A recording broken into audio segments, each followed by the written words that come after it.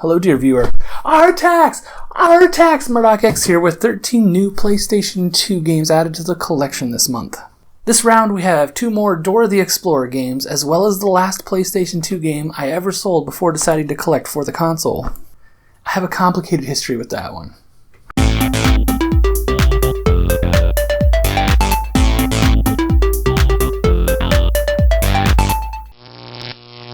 Let's start with Lord of the Rings: The Third Age. Electronic Arts made a role-playing game with the series. This is an interesting direction to take this franchise, except that it's super linear. Now, there are loads of people that love this game, so no disrespect, but if you need freedom when it comes to exploration or character development, then this isn't the game for that. Next up, we have Mountain Dew Baja Blast 1000.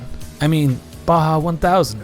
It's a racing game. What I love about racing games is that they are hard to get wrong. This game doesn't bring anything new to the table when it comes to the genre, but it's fine. It's a bare-bones racing game, and it's nowhere near the top of the list, but it's better than all of the broken kart racers that the PS2 got. It's not a great title, but I played this after playing 4x4 Evolution, which was awful. 4x4 Evolution. On the front of this game's box is a quote that says, "Evo is for the hardcore, whether they be hardcore into trucks or games." I thought to myself, I'm a hardcore gamer. This should be fun. It's not. I think that this quote meant something like, only hardcore truck fans will enjoy this game. This game was designed by trolls.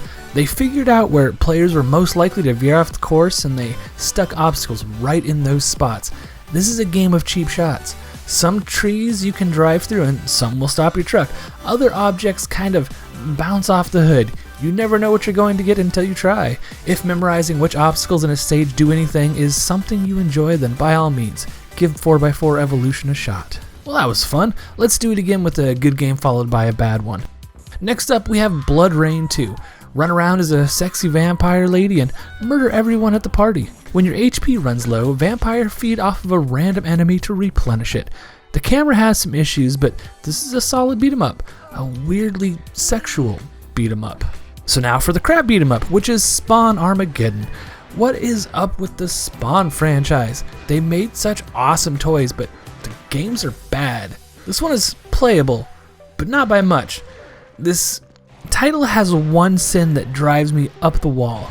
When you jump into the air and then press your axe button, Spawn jumps higher into the air, then drops down with the attack. This is impossible to aim because of the added delay. You're supposed to stomp down when you hit the attack button, not float around and give the enemy time to reposition.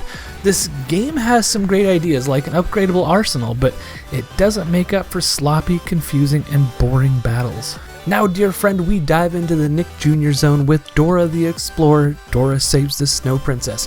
Before this month, I have only played one other Dora game and one other Diego game. They were identical titles with graphics swapped.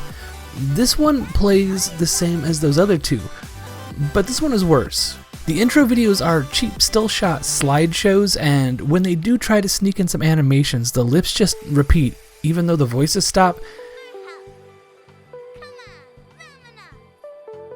This is a good example of treating your clients like idiots. It is a kids game, and they decided that kids are dumb and don't deserve a quality title. I despise this game so much. Don't play this one. On the other hand, we have Dora the Explorer Journey to the Purple Planet that I also picked up this month. It has the same basic gameplay as the last 2 Dora games that I played, except this time it's in 3D. It's nice. This is not a good game for adults or teens, but for young children, this is a fantastic title. The game teaches the mechanics slowly and through repetition with a character that kids know. The game that I played before this month is Dora Saves the Crystal Kingdom. It's a 2-dimensional one that's good. Geez, 3 Dora games and a Diego game. Gosh, I hope those are out of the way now. And now, starring Dwayne "The Rock" Johnson, we have WWF Smackdown. Just bring it. I've never been good at wrestling games, and the trend continues with this title. I jumped into a tag team match with The Rock and I lost. I don't know how to play these, and you shouldn't take my advice on wrestling games. Fire Pro Wrestling Returns seems like the best wrestling game on the PS2, but what do I know? I picked The Rock and I lost in the first stage. Cake Mania Baker's Challenge. Wasn't this one of those free pop web games? I enjoy these juggling time management games, but I don't like spending money on what would now be a free mobile title. The controls here are not great, and I'm not going to waste any more time talking about it. Dynasty Warriors 5. I own Dynasty Warriors 4, but I don't remember playing it. Jump in, pick a character, and fight, and then fight some more. But don't try to skip ahead like I did. I had to go back and defeat the enemies I tried to skip. I'm not into this never-ending wave of enemies beat 'em up thing, but that doesn't make this a bad game. If you like the idea of punching and slashing your way through an army, then by all means, this is one of the better games to do that. Tekken IV. As I've gotten older, I'm less and less interested in fighting games, with the exception of Smash Bros. I enjoy unlocking everything in those games. Having said that, Tekken 4 is a solid title for the fighting game fan. It's about the same as Tekken 3 and Tekken Tag Tournament, but they've got something good. Best they didn't mess with it too much on this one. Gosh, we've got a real mixed bag of games this time around. The Cat in the Hat just adds to that by being a horrible game. This is a crappy faux 3D platformer that wasn't able to get the rights to use clips from the movie or get the original voice actors to come in and do their thing. It's all bad. The characters are jerks, the writing is awful, and the gameplay is boring. Not a fan. Now for the final game of the video. This is where I would put my favorite game of the month, but instead we're going to talk about Suikoden IV. I don't like this game. I love Suikoden 1 and 2, so when I began buying up retro games a few years ago, I made sure to pick up the next 3 games in the series. I was excited to jump back into the RPG franchise I loved so much from my teen years, but then I got to the overworld, which places our characters on a boat that controls like pushing a wooden block through honey. It's slow, it's frustrating, it's boring to watch. I was so mad that they had done this to a series that I loved so much, and I took the game out of my console and sold it back to the game store. That was the last PS2 game I sold before I began collecting for the system.